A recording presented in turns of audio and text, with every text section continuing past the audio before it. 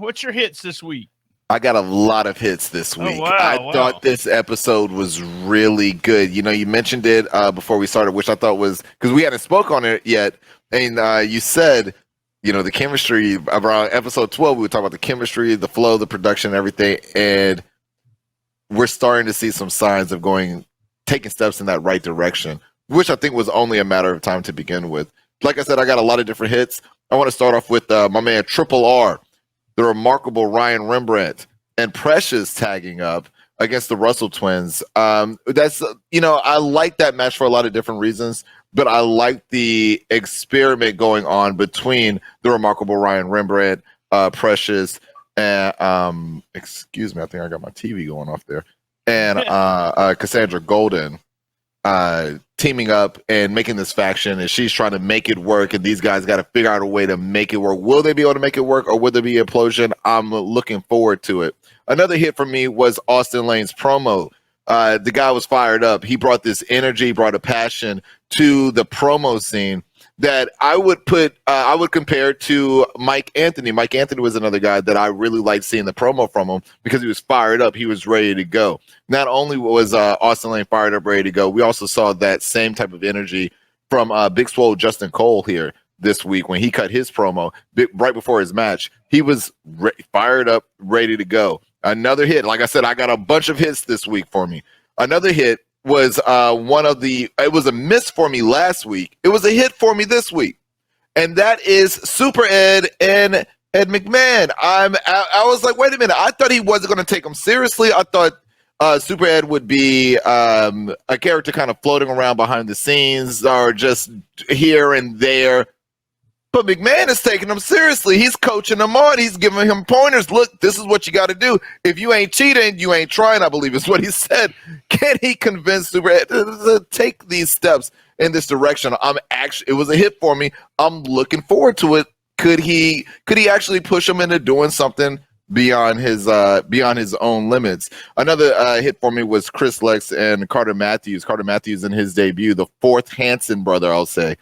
Shout out to Maria Starr with that one. That was a hit for me, and the commentary during that was a hit for me as well. Another hit for me was the women's action this week. Usually for me, the women's action is not a hit. This week, it was a hit for me. That chemistry that you were talking about, I think we are seeing finally build and grow. And when for me, one of the weakest angles was the women's division, and I'm clearly seeing the women's division grow that chemistry and grow that angst that we want to see in the ring. Another hit for me, Derrick King on commentary. I thought he did much better this week. He was rude. He was rude this week. He was digging in his bag. I like that. Very rude. Yeah. Talking about Arkansas, Newport, Arkansas, talking about Nikki Lane.